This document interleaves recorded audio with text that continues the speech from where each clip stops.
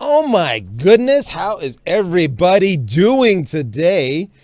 I got to tell you, we live in interesting times, do we not, folks? There's lots of dynamic aspects of what's going on in the world. But you know what's not changing? Commerce. Commerce is still not changing. And it may change from where we're doing it and how we're doing it. But the actual mechanisms of commerce do not change in this dynamic time that we live in. How are you making out? Has life gotten interesting for you?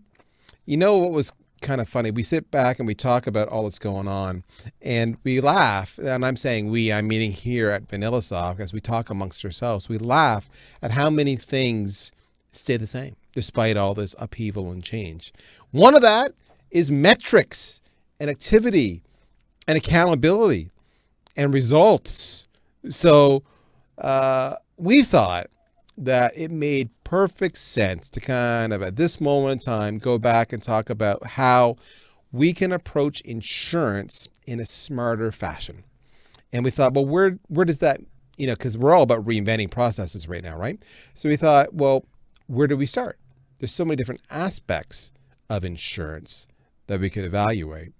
And we thought really with how things have dramatically shifted on where people are located and how they're being reached and the channels we're using to reach out to them, we thought lead management was a fantastic way to have that conversation about how to do insurance smarter, or as we like to say, smarter insurance. So today, that's what we're doing. With that, what I want to do is kind of walk through some basic ground rules, because this may be your first time joining us on a VanillaSoft webinar. So the ground rules are pretty straightforward. The number one question we get asked all the time is this being recorded? The answer is yes, my friend, it indeed is being recorded, and we shall send you a copy of this within about 24 hours of this live production.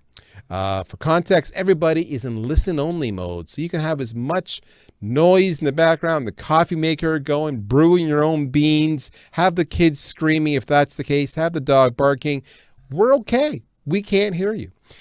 Finally, we're going to get you to participate with us on chat. There's two ways you can do that. One is you can use Twitter at VanillaSoft. Just tag us so we know it's there. But the more common, more popular way is what you see to the right of the slide deck, which is that chat window.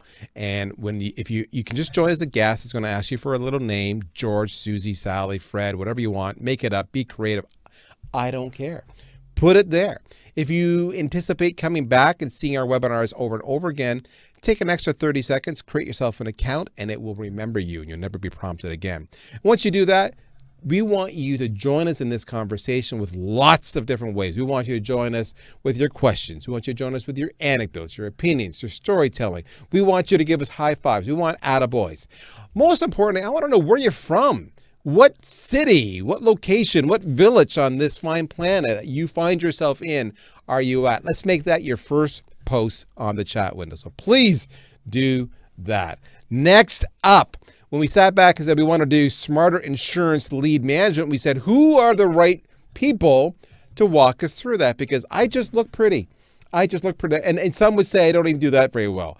I'm not the actual smart guy. I'm just that figurehead. So who are the two subject matters we get? Well, let's bring up that slide right now. You will meet them momentarily. We have Dr. Richard Conde. He is an assistant professor at the University of Houston downtown. Now, there's a few things you need to know about Dr. Conde. He's known as the Inside Sales Geek. Did you know that? I'm not making this up, but beyond that, he's actually considered an expert at inside sales performance, leadership, and operations.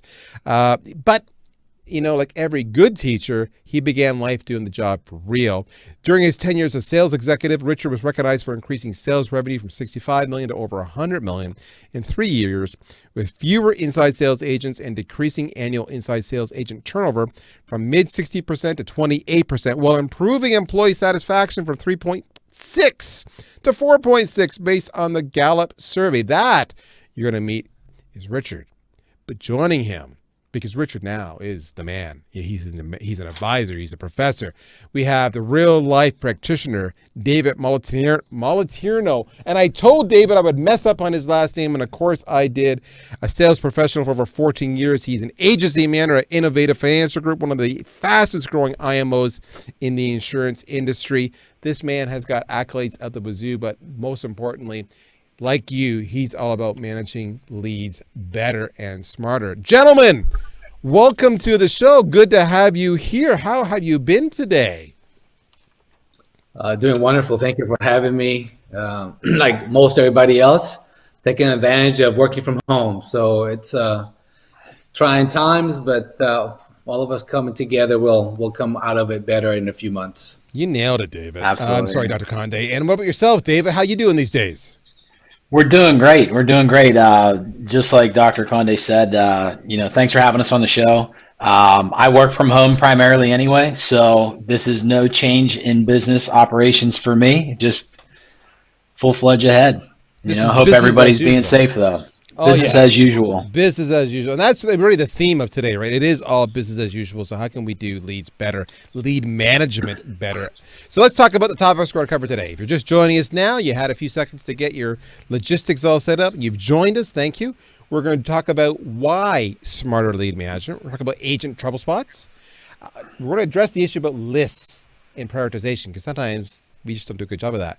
We're going to get right into working leads, the importance of different channels, and that truly is important, especially now. We're going to talk about responsiveness and how many of you could do maybe a better job of that, because if you do that, there's good results. And then, of course, along the way, at every step of the way, please submit your questions, and we will answer them as we can. So with that, I'm going to open it up, and I'm going to actually flip it to Dr. Conde and ask the following question. Dr. Conde, why is smarter lead management important for insurance reps? Talk to me, my friend. Well, Darryl, it's really where it all starts for an insurance agency. You mentioned my current academic experience, but prior to being an academic, I was an insurance leader, led a pretty sizable inside sales organization for a major insurance company. And without leads, you have no opportunity to have sales. But if you search for leads online, there's probably thousands and thousands of individual companies who provide you leads. Sadly, when you look at some of the results of those leads, they're not that great. And a lot of companies and agencies really fall short on measuring success and ROI of those leads and following them through the funnel. So I think it's really important that we talk about lead management and talk about how to find the best leads, and more importantly, how to follow up and nurture those leads. But because without that, there is no sale at the end of the funnel. So I think it's a very important topic, and I look forward to the dialogue. Again, David's perspective, because he's hands-on every day dealing with the challenges, and I look forward to adding that to my research on the subject. I love it. Now, David, I'm going to ask you though, certainly what Dr. Conde spoke to was the big picture. I fully agree with him. But from an individual insurance rep point of view, why do you think smarter lead management is really important? As an agent and agency manager, to me, it all boils down to customer acquisition cost. Dr. Conde just said it. There's tons and tons of different lead sources out there. At the end of the day, you have to find what works best for your business model and understand the metrics, right? So you brought up the actual leads that we're trying to take a look at. And a lot of that is, are we working leads efficiently? Are we converting at the right rate? What are we paying for the lead, and where do those things fall? But it all boils down to customer acquisition cost. And if you're managing your actual acquisition, it's all profit and loss, right? That's what business is. So that's what we boil it down to, rather than just saying this lead is a good lead. What defines good lead? So that's what I look for when we talk to our agents, to make sure they're identifying that.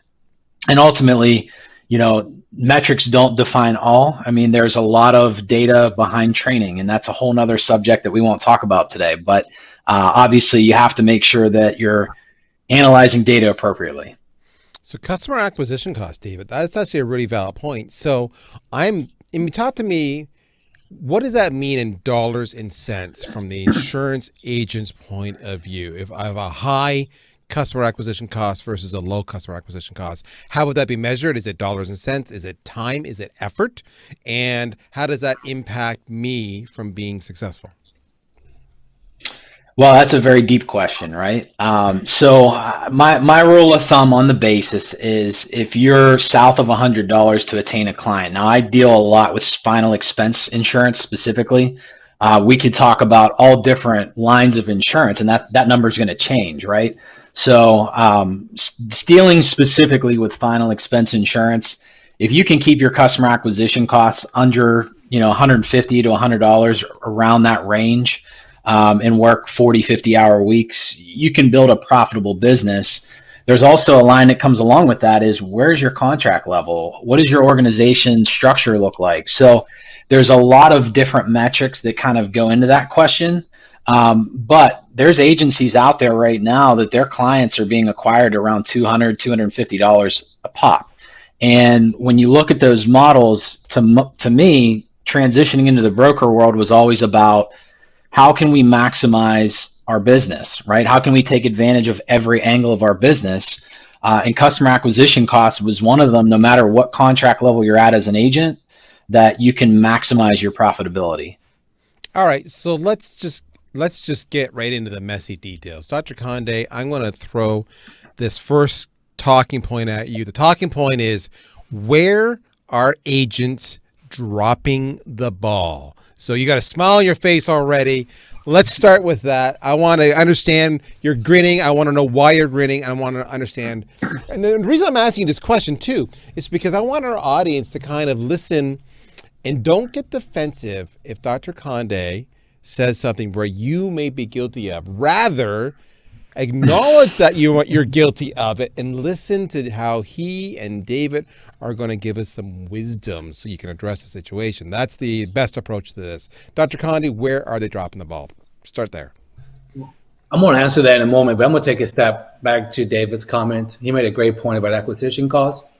And I think what I like to add to the table is that many times insurance agents don't realize that it's less expensive to retain a current customer. And they focus so much on the new, and a lot of that, frankly, is driven by their compensation standards. Where again, that's a whole different conversation. That's a big part of my research is how compensation is challenging in the sales environment. But anyway, so I think when you're a sales agent, you have to look at the acquisition cost. Also, of retaining a customer, it's much less expensive. And more companies, large or small, are starting to realize that the best opportunity for growth is tapping into existing customers. So I think lead management also allows you to have a broader perspective, not only of new leads, but how do you nurture your current leads in your management system to be able to cross-sell, retain, add more value. Because at the end of the day, insurance is insurance, and the job of an agency owner, agent company is to add value to that customer beyond the policy, because most policies are pretty similar. So I just want to go back to that point, because I think we need to broadly define the acquisition cost for the customer. So to the specific question about dropping the ball, I think is a couple of things really, and I'm going to speak more general terms. One is the biases that we have as sales agents or sales individuals. By that I mean, you get a lead, you see a name, you see a zip code, maybe an address, maybe some other part of that information from the lead, and we all have biases. Sadly, truly, we all have biases. So we're going to cherry pick and pick information based on our biases. And generally that bias has no data point behind it. It's just how we think or feel at the moment on that particular person. So I think the first thing that many individuals, sales agents are doing are they're self-selecting what they think is the best lead based on whatever filters they have. And the majority of the time, they're not based on any real data or background, and generally their presumptions are incorrect. That's number one. Number two is the effort of consistent contact or follow up or reach out to that individual. In my experience, I'd love to get David's comment on this, is generally about 3 attempts. I've tried calling a potential lead, I'm done, I'm moving to the next one. Well, research shows that more contact attempts are needed. We have more devices now. We're able to filter out who reaches us. So there's more ways to reach individuals. And so sales agents need to be more creative and utilize the tools that they have to consistently reach out and attempt to contact their prospective prospect. I think those two things are sort of on a macro level, the two biggest issues I see or opportunities with sales agents. So, David, how do you Yeah. react to that? Do you think he's right, or or has he missed Spot something? on. He's spot on. Spot on. I mean, you have to understand that, and I come from a different background, right? I come from education as well, but from an admissions side where I used to drive admissions departments to reach out to potential students. So it's almost something that the insurance industry hasn't seen yet is this consistent contact and the use of, this is kind of where we're talking about automation, right? The technology that we have today, why aren't we leveraging it to help us with production in our business? So to Dr. Conde's point, I mean, the contact just isn't there. Most people are in three attempts is probably too much in some of our industry, but and it's sad to say, but it's true. And people are they're texting now. Texting is a way that people are still adapting to. That in my line of work is amazing. I schedule probably 3-4 appointments through text every single day, and I'm only taking 7 or 8 leads a day working part-time. So as a full-time agent, you have the access now to call. You should be calling multiple times. You can email, you can text. Depending on your market, you might get a better response rate depending on which source that you're trying to communicate to. But the power of automation is allowing us to now scale our businesses, work more efficiently, and increase our lead flow. So, when you talk about contact, that is the biggest struggle, is it has to come from within the agent.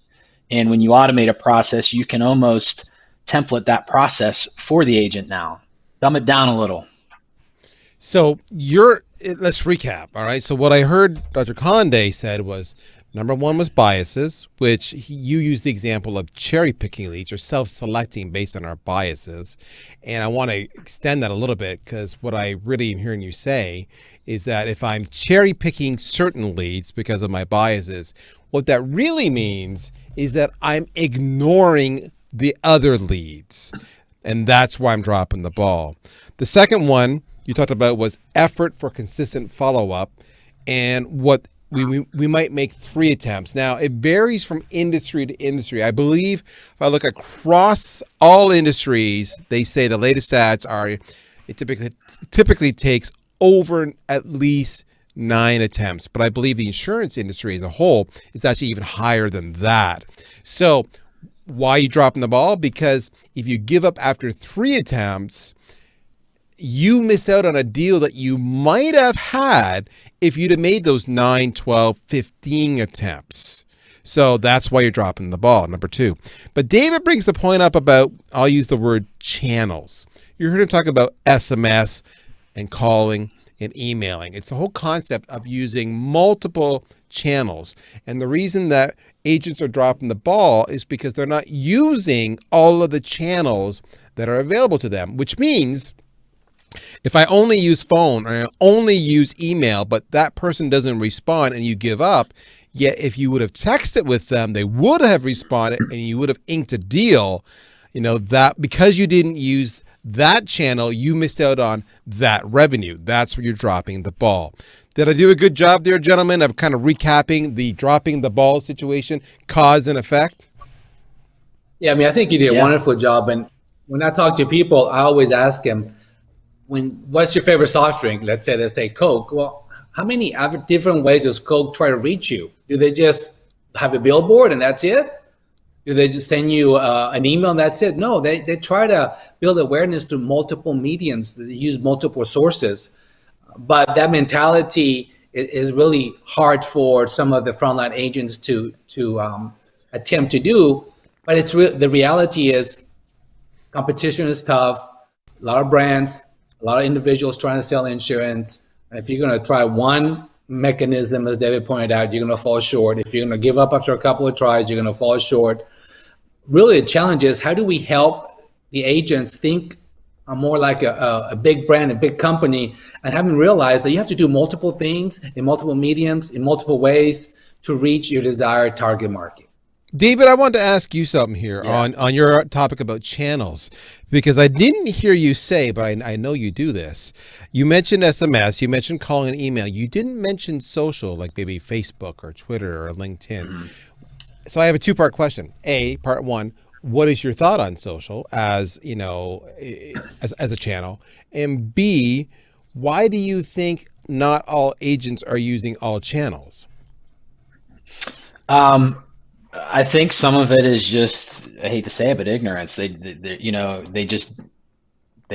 don't think they need to, or maybe it's they don't feel that it's necessary. I have agents tell me all the time, "Oh, I don't use Facebook," and then I show them what I do with Facebook, and they're like, "Okay, maybe I need to start using Facebook." So, social media is powerful, and I was blessed to be married to a woman that uses a Facebook platform for her online business. So it taught me a lot of the back office stuff that I didn't know existed. And I just implemented it into my insurance business. And it's helped me from an agency management side differentiate myself. And this is something I was going to add to what Dr. Conde was just saying is, sure, we got to use all these other, channels, so to speak, but are you differentiating yourself from the next person? Because trust me, if I buy an insurance lead, I guarantee that person has been purchased by 10 other agents that have called them in the last 3 months or will be calling them in the next 3 months.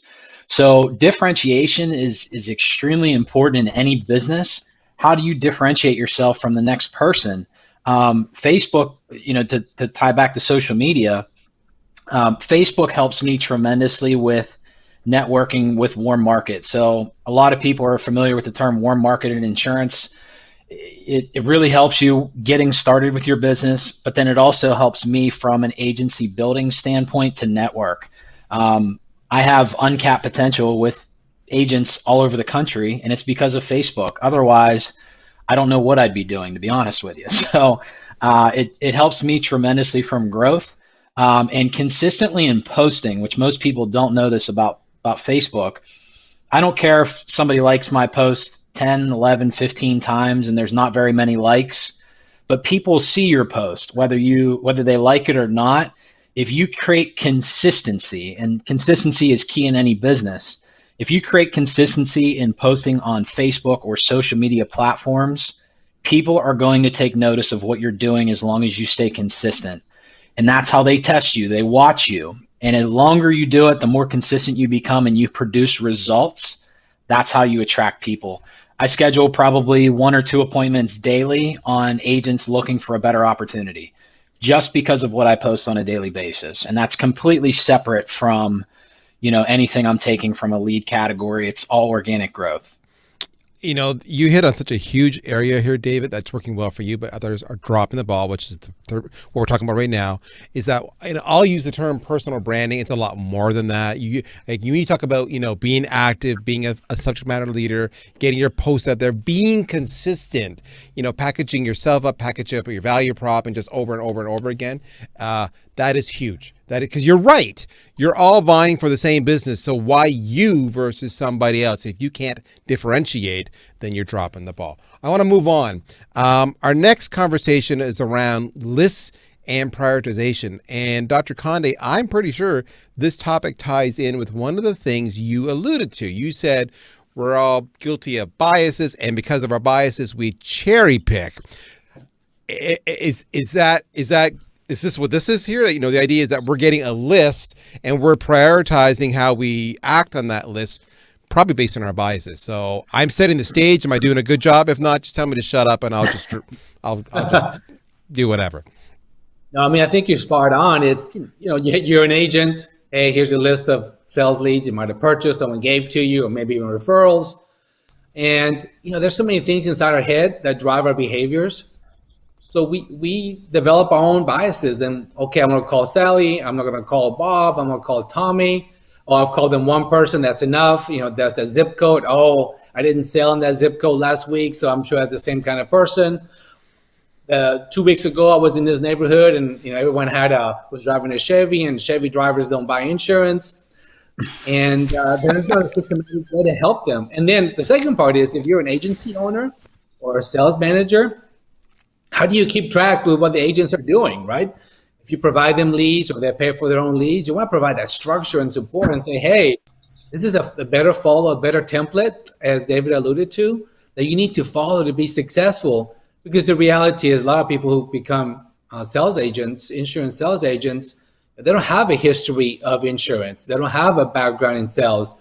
They might have been good at a different type of industry, seen the potential and the great benefits of being in the insurance sector. So they're not rooted in insurance knowledge or sales background. And so they bring all this in. So that's why lead management is so important. So you can determine what, the where, the when, and the how, which eliminates that list, using a list, prioritizing based on whatever criteria you might be using. So it's really a differentiator between the haves and the have-nots. I want to ask a question, and then David, I will give you a chance to jump in here shortly. Hell, I'll put it down to both of you. You can fight over who wants to answer it. We all work with lists, and we all prioritize in different ways. And it's been my experience that even when we have our list of leads we want to follow up on, whether that's in a spreadsheet or a CRM or a sales engagement tool or some other infrastructure to help you manage those lists, even though they're already prioritized based on whatever attributes we give it, their age, their recency, their last touch, I don't know, that we still will skip over them because of our bias. Is the issue our bias, or is the issue for insurance folks the list itself? Should we have a list, or do we need to get rid of the list? That's a great question. Deep. I think. I know. I'm a deep guy. As they both go, how the hell do I answer this? Anybody want to jump in? Yeah, go ahead. Well, I think the list is the metaphor for leads to me, right? But as David alluded to earlier, that's what most insurance agents have, is a literal list, whether it be an Excel document, someone that prints it out to them. I think people need assistance and utilizing real life data of what's converting, because we tend to prioritize things based, again, on what we think we know based on experiences, but that might not be the fact. So when you have something that helps you, guide you, and gives you what the next best lead should be based on a host of criteria, that's what I would want. I mean, if you think about any business, why do you want to waste time on things that don't convert as well? Focus on the better converting options. So to your question about a list, I think it's a metaphor for leads to me, but sadly, a lot of companies have literal lists. So what I'm hearing you say, and then David, you really can jump in. You just made something really, really interesting. You made a reference to the next best lead. So I guess I'm going to. I was gonna comment on that. So then, damn it, jump in. What are you letting me talk for? I'm not very good at interjecting. That's probably one thing I'm not good at. But, go for it. I like to be respectful to people. But anyway, if you talk about lead prioritization, right? The problem that any salesperson has, I don't believe that this is insurance. I believe that this is sales. Period. Is you have a preconceived notion from a prior experience, and if you're not a veteran, tenured, successful sales agent, you don't understand what the next best lead is. I will say openly, and I think this can kind of go either way. There are agents out there that know exactly what to go for, and they can cherry pick and they can prioritize, but their results justify what they do. The average agent, though, that is not correct. They don't understand enough to know what lead prioritization means. So when we talk about working from lists, you have to have a filtration system in process to work. It's just like a game plan before any athlete goes to their, to have their game on Sunday for a football player. They game plan all week. They know what takes priority over another. From the coach, from top to bottom, everyone's doing the same thing. It's the same thing for an insurance agency. We have to understand from top to bottom what order we need to go in. If you deviate from that plan and you have different results, there's the reason. So preconceived notions, as you said before, it does exist, and it is a problem in any sales industry.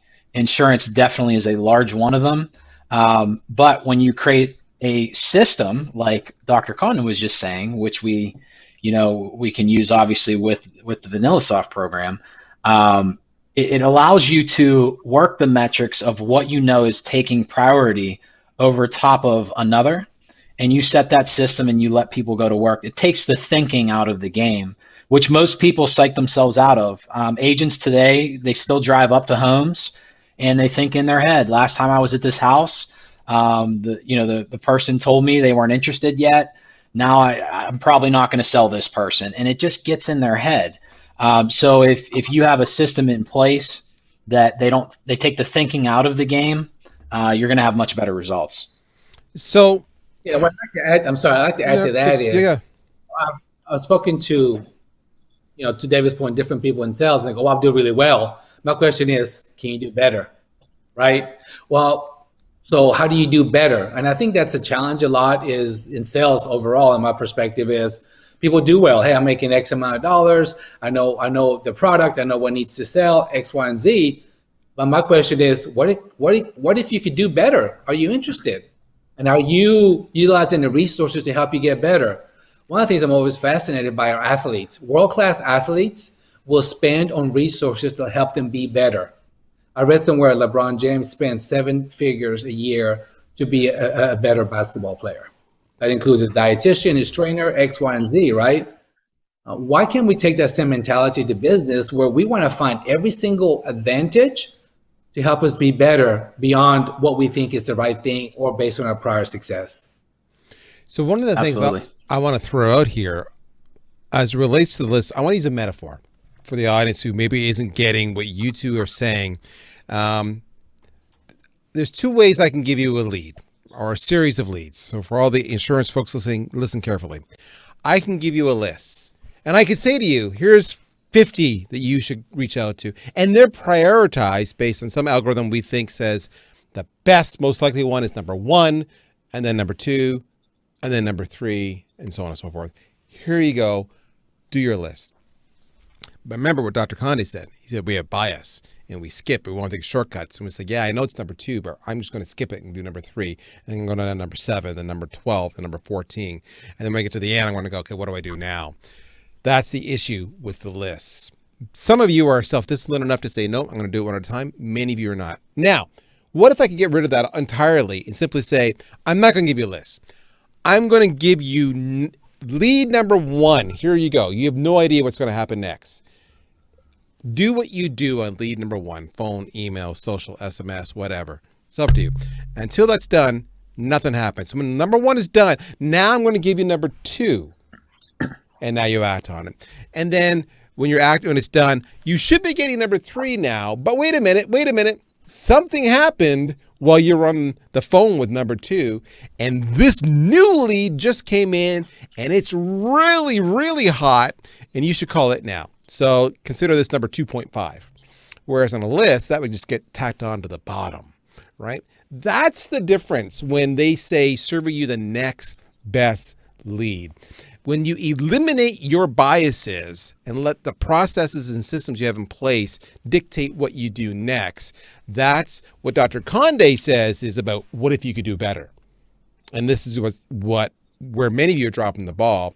And that's the whole point of lists and prioritization. All right. But Darryl, yeah, go ahead. I would even challenge your first scenario that you gave. I would, I'd love to get David's perspective, but the fact that an insurance agent receives a lead from their company or agency owner or whomever that actually has some sort of data prioritization behind it, I bet that is very rare in the industry. So I don't even think scenario 1 is really happening much. But David, what do you think? Let me clarify. So you're saying if a new lead comes to them, it doesn't go to the bottom of the list, or are you talking from a queue-based routing system?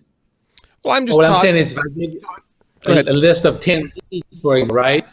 I, as the agency owner or insurance company or whomever, have some behind it and have prioritized them in the way that you should them. I don't even think that's happening in today's world. I think it's here's your list. Yeah. See you later. Yeah. I'll give you a real life example. This is what final expense agents do. The typical, right? And we've created a whole separate process around this, but that I could talk all day on.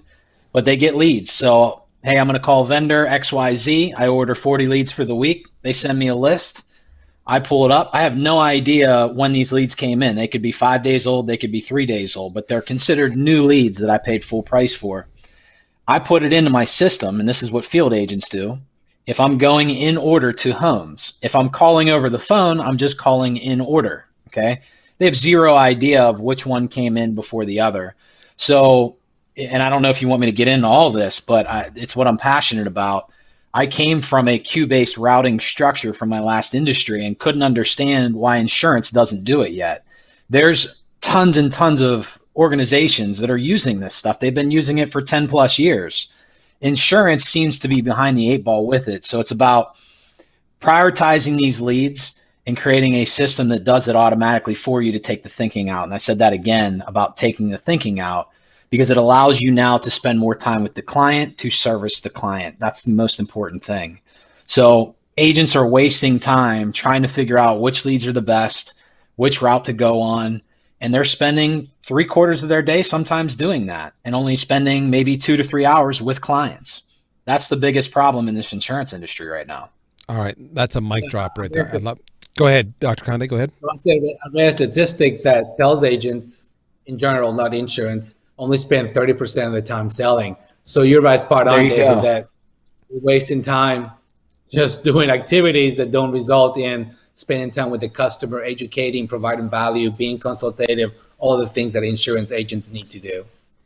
I want to move on to the I next. didn't know the statistics, so thank you for proving that one. Well, yeah, no, right on the money. well, we always tell people a couple of things. We tell them if you could do 100% productivity, you'll probably triple your pipeline, because 30% into 100, 3 times, just 100% productive.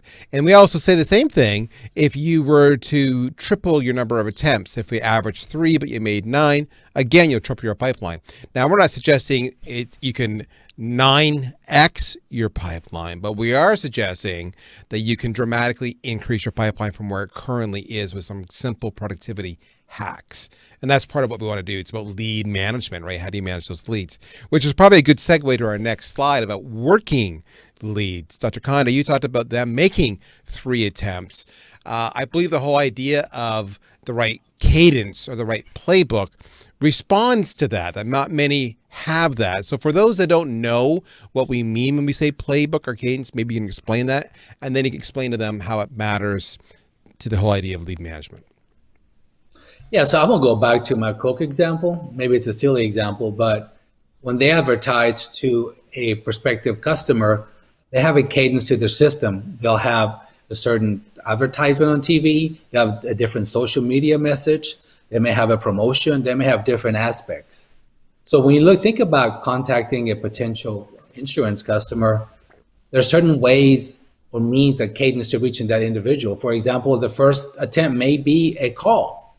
The second attempt may be an email. The third attempt may be a text message, right? The fourth attempt may be back to a call. But the beautiful thing about having that playbook is that data helps you drive the decision what the cadence should be. So based on conversion rates, contact rates, length of conversation, whatever the metric is that correlates with a sale, you can use that as a guide to help your cadence so you can reach the customer in the way that has shown to be more successful. Rather than based on, hey, I'm going to call them 4 times and send them an email, the cadence you develop has data behind it that helps you be more resourceful and have a better opportunity to reach the desired sales result. Hopefully I answered the question. I'm not for sure that I did. I'll flip it over to you, David. Talk to me about working leads, the idea of a cadence or a playbook, because you did come from a different industry, and I know that's also something they are more cognizant of, perhaps. How maybe compare and contrast insurance versus where you came from as it relates to the idea of a cadence? Honestly, it sounds so simple. I don't change a thing. I actually replicated the entire process, and that's what's changing the industry right now for me and why people are attracted to our platform. Because when I talk to them and show them what we did, they can't believe it. And I'm talking about agents that I've talked to that have been in the industry for 10, 15 years, have been trying to figure this out. They just never knew how. And it's because a lot of it didn't exist. You're going to see the transition in the next year with what's happening with all the carriers. And that's primarily where it came from, at least on my end. But yes, cadence is absolutely crucial. I still go through and, my day looks a little bit different than the average agent, of course, because we're working on building an agency.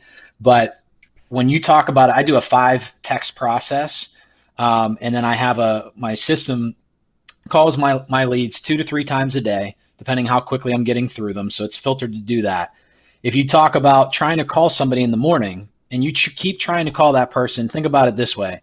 If I try to call a lead 5 times, but I do it once a day and I do it at 10 a.m. Monday through Friday, and I can't get a hold of that person, logic tells me that either one, they're not interested, but that's probably not the first option I'd look at.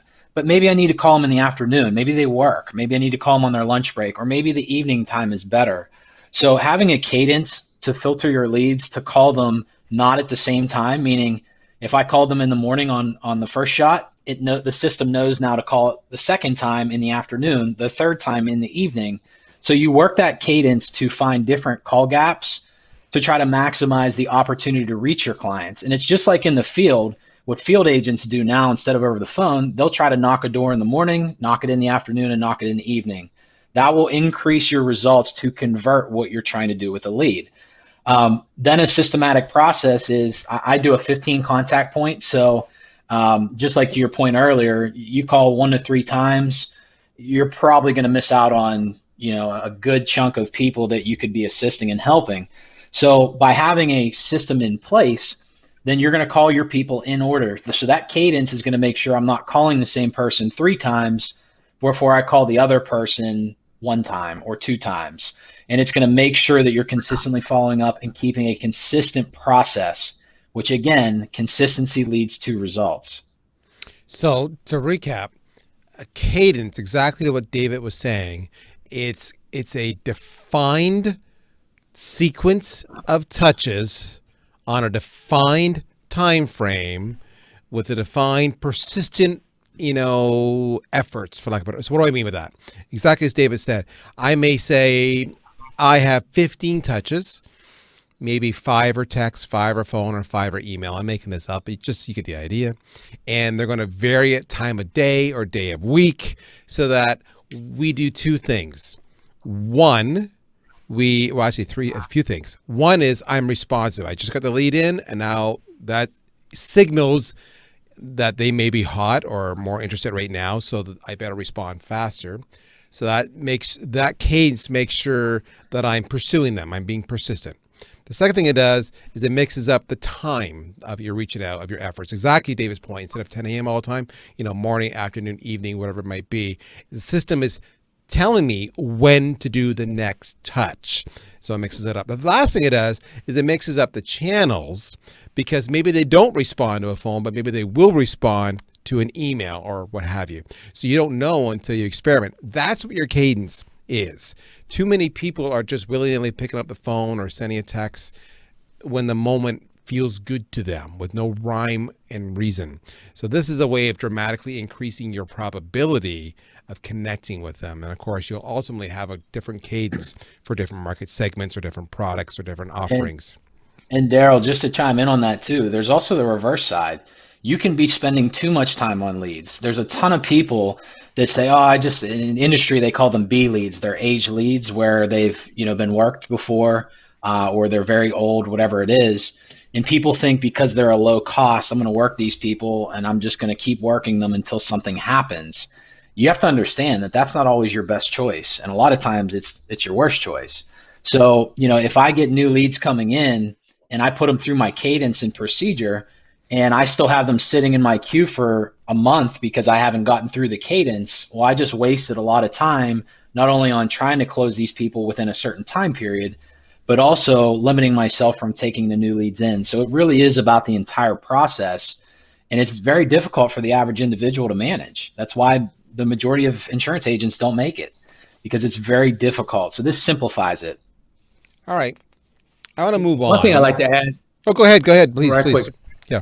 So I think one thing that's important to also mention is David mentioned earlier about his posts and basically his inbound marketing campaign content that he puts on Facebook.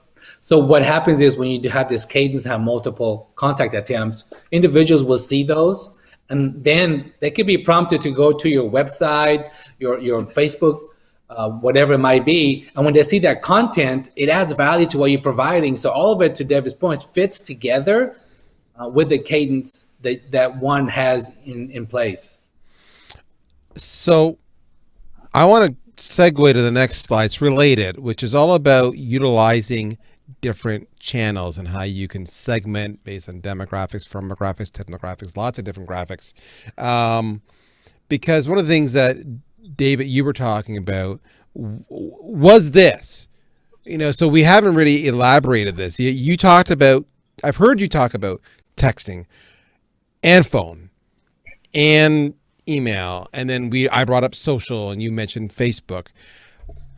So let's explore that. Should I have a multi-channel approach? Is it worth the effort?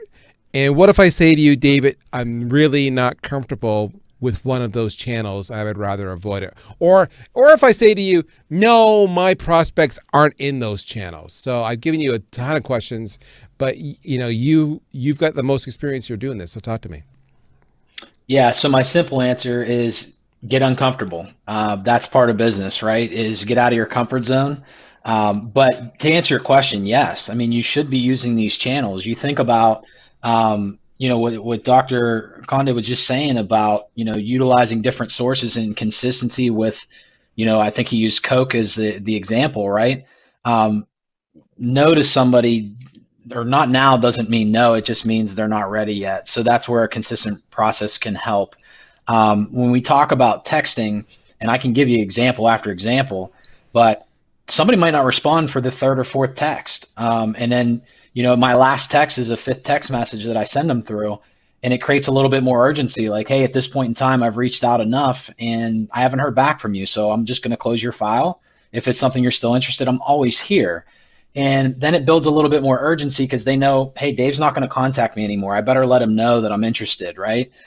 So, you might just not be catching somebody at the right time. If I just had a death in the family and I'm at a funeral and I get a text message, and I know that's a little extreme, but I'm not going to respond. I might not remember to respond. So that consistency of the next message is important because then it can remind somebody. And your goal isn't to try to sell through a text message or sell through an email or sell through your social media platforms. It's to gauge interest, right? If I can get somebody interested, again, do not sell through these platforms. Get someone interested. And if I can do that to engage them enough and I can get them on the phone, then I can sell myself to help them and assist them with whatever product I'm selling. So that's where absolutely different things are important. And I don't know if I'm directly answering your question, Darryl, but if you no, actually, you're doing a great job because you're nailing it. That different people buy different ways. What I really like about what you just said, though, was the whole idea of, my gosh, you ever have those times where you just blank out? Yeah, that's just happening right now. You talked about how social can really be effective. And what I like about, and Dr. Conde talked about this too, about having content out there so that they may not respond now. You talked about, 5 text messages. Dr. Conde talked about content, but it's there. And when they keep on seeing it in the timeline, the piece of content keeps coming back up, or they keep on seeing your text messages, they will eventually get to it. And that is powerful. And I love that you mentioned that. It's a statement, Darryl, about surround yourself around the people that you want to be like, right? So if you're putting content out there that attracts people, that they want to be a part of it and they consistently see it. Actually, that's how I got in the insurance industry. I spent 10 and a half years in the education industry. And an unfortunate situation happened where I had to change and make a change quickly. And a good friend of mine that I used to work with was consistently posting about insurance, and I was seeing the success he had. And my neighbor, actually, that lives 2 doors down from me, worked for the same company. I reached out to my friend because I saw the success he was having, and I wanted to do whatever he was doing to do the same thing to become successful. So if you are sharing, and this is why I mentioned it in the beginning, if you are sharing, you have to make sure you're consistent with it so people keep seeing the same thing over and over. You have to be likable, of course, but you ultimately have to have a successful metric to show. I mean, what are you showing just by saying, hey, do you want to do insurance? No, that doesn't do anything. So you have to talk about you have to connect emotionally, and you have to build interest. So platforms like that can be very, very helpful. And it's the hardest one to gauge because you can't measure metrics like you can with lead flow. So it is very difficult to monitor, but I promise it works. Well, I was going to say was you mentioned social selling, and you said, because that's a phrase people hear all the time, which is interesting because you nailed it. You said, no. The whole point of that is just to get a connection so that you can actually then have a conversation. So the selling doesn't necessarily take place on Facebook or on SMS, but that's how it gets started. Dr. Conde, I wanted to flip to you. We talked about on this slide specifically, demographics and segmentation. So how do the different channels apply across demographics or across segments? Can that be used to our advantage? I'm betting there's a number of agents and insurance experts listening to this and saying, yeah, the people I sell to are not on SMS or they're not on social. So how do you respond to that as well? Well, I mean, I think you're spot on. And also your target market segment. I mean, some people who may be on LinkedIn, right? That might be a target for a certain type of insurance product. That individual may not be available in Facebook or vice versa, or someone's on Facebook may not have a LinkedIn account. Maybe it's an entry-level individual and it's a very basic product that they're purchasing. So you have to really understand your segmentation because it applies to your product you're trying to reach. And then also in this country, we have a lot of diversity. And when you add the diversity mixture, whether it be a different race, a different gender, all these things that you need to keep in mind, that you have to consider as you're developing your tactic to utilize all the different means. We consume so much information now. We have access to our phones 24/7, it seems like. We all have our own favorite social media. We all have our own favorite digital marketing or website that we follow. So as you think about how to reach your target market, you have to really think through where those individuals may be, who are they watching, how are they active.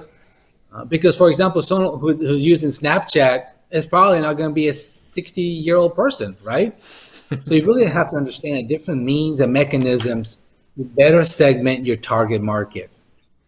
Yeah, can I chime in real quick? Yeah, absolutely. Dr. Conde, really?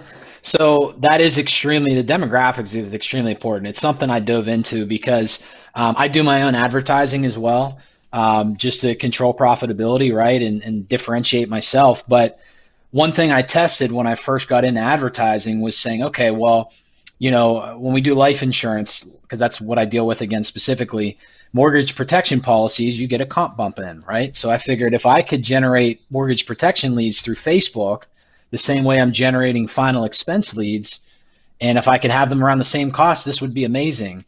Well, what I learned very quickly is the demographics are completely different. Your clientele are not, really engulfed in Facebook for mortgage protection. They're just not there. So I switched it back and understood, hey, I need to stick to final expense if I'm advertising this way. So social platforms definitely matter about, where you're getting your lead flow from. And it really makes a difference, the targets that you're looking for. Okay, so very quickly, some irony in this. Very quickly, our next slide is about responsiveness is key. And David, I think you were the first one to talk to about this. You brought this up. So I would love your point of take on why this is even worthy of highlighting. I mean, isn't this just so we understand this or what? Well, responsiveness, and you're talking about how quickly, right? So, yeah. There's an old term that I used to live off of, and I used to say it to, my last industry. I say it now is speed to lead. And think about it, right? If I'm in a grocery store and I grab something in the, what do they call, I'm losing the term right now. Maybe you guys can help me, but the impulse buys, right? Mm-hmm. So if you're in the grocery aisle, you're checking out, you're always looking, and they're selling you right away just by looking. And you want something, and they put those things strategically there because you're a hot lead at that point for them, and you have a higher conversion there. So the same concept applies to any sales process. The quicker I can get in contact with somebody, and I mentioned it earlier, 10 other people are going to call that person. So if I just make a phone call quicker than somebody else, which is easy, then I can get a higher conversion rate off of that lead. It's a proven statistic. So speed to lead is extremely important. And when you're automating and prioritizing lead flow, right? Calling from a list compared to having a prioritization filter built in, I know that next person I'm calling is the freshest, newest lead to give me the most optimum chance of converting. If I'm calling from a list, I might not know. So Dr. Conde, anything else you want to add to that? I mean, he's done a great job nailing it. The only thing is, like, to his point, I think there's like 4,000 or so life insurance companies and a lot of competition. So to your point is you have to act quickly, you have to be assertive, and you have to use all the resources to maximize that lead, because to David's point, when you purchase a lead, it's not like you're the individual only person buying the lead. There's brokers, lead brokers are sharing the leads with multiple individuals. So it's a tough market. You have to be responsive. And that's a great point about David's point earlier. He talked about the list versus the queue. The queue, remember, reminder, serves up the next best lead as opposed to you choosing from a list. And your point is, and Dr. Conde as well, if you're buying a lead or a new hot lead comes in because they responded to a piece of content, maybe they downloaded it or it's filled out a form or what have you, you want to be responding to that right away, and often the lists pull you away from that. All right, we're almost out of time here. Let's do a quick little recap. What we learned today is that we all have biases, and that causes us to cherry pick, and that's what's causing you to maybe not manage your leads very well, because when you do that, you're physically not calling every lead or the next best lead. Number two, you got to be consistent. It was all about effort. Many of you are only making 1, 2, 3 attempts and giving up, when instead you should be making 6, 9, 12, 15, whatever it takes. The next thing we learned was when it comes to the whole lead management construct is channels. Don't just use email. Don't just use the phone. There's SMS, there's social, and you actually want to mix that all up. One of the things we learned today as well, David talked about the idea of personal branding and having a presence and having content and being out there and visible, and the importance of being consistent. A key point of all of this was, of course, that all of these are tactics done simply to move it on to a conversation. With that all said, I also learned from Dr. Conde that people still use Snapchat, and if you drive a GMC truck, you have no insurance. So I am that much smarter now. I've learned all these wonderful things. Gentlemen, you've been a thrill to work with today. David, let's go with you first. I know you're all over Facebook, but what's the best way for people to reach out to you if they want to follow up on today's conversation and have a one-on-one? Yeah, my name on Facebook is just Dave instead of David. Same last name, Molitierno. It's very difficult to spell, so it's tough to say and spell. But really, that's the best way to contact. If you have any questions, reach out to me there. I'm all over it. My job is to build a platform and help agents, and that's what I do. So I'm very, very responsive on there. If you guys ever have questions, that's what I'm here to help with. And Dr. Conde, same for you. Best way to reach you? Yeah, LinkedIn, Richard Conde. It's really simple. To David's point, I post a lot of great information, I think. Also on Twitter at Inside Sales Geek, and my website, InsideSalesGeek.com. Those are good sources of information. I try to share a ton of data and information to help you be better at your business. And just one last point, Darryl, the other thing that lead management system does is provide you a ton of data so you can make better decisions on the leads that you should be calling. That is such an important topic in today's world where data Numbers don't lie. I'm thinking data is our next webinar we have on this topic. Maybe we can do is bring up that slide one more time where we have, you'll notice their email information there in front of you. Dave said on Facebook, it's Dave Molitierno. Hopefully I didn't bastardize that too much. There it is. There's the spelling. That's how you reach these gentlemen. Of course, follow them on social as well. Let's bring it back. As promised, I'm going to send you a copy of today's webinar. You can watch it again, listen to what Dr. Conde, what Dave had to speak to, get their talking points. You can reach out one-on-one. You can share this content with your colleagues and peers and say, what do you think? Could we have smarter insurance lead management processes in place to make us most successful as all? Okay, folks, we're out of time. Thank you so much for your time today. My name is Darryl Praill. Oh, guys, I'm so glad you're here. Thank you for joining us. This, my friends, is another episode coming to you from VanillaSoft. You take care. We'll talk to you soon. Bye-bye.